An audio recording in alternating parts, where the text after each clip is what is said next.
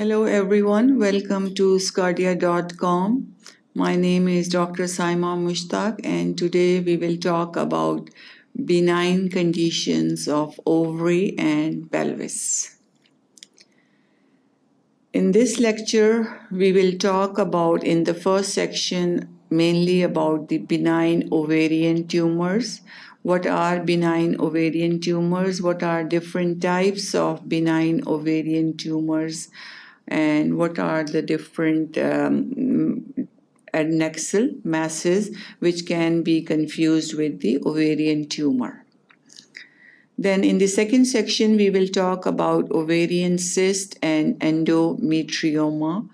What are the different types of ovarian cysts? What's endometrioma? And what are the functional and follicular cysts?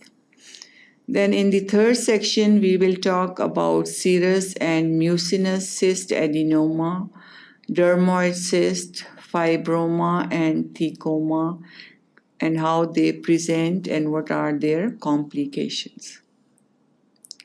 In the fourth section, we will talk about management and treatment of some benign conditions of the ovary and pelvis. And then finally, in the fifth section, we will talk about chronic pelvic pain.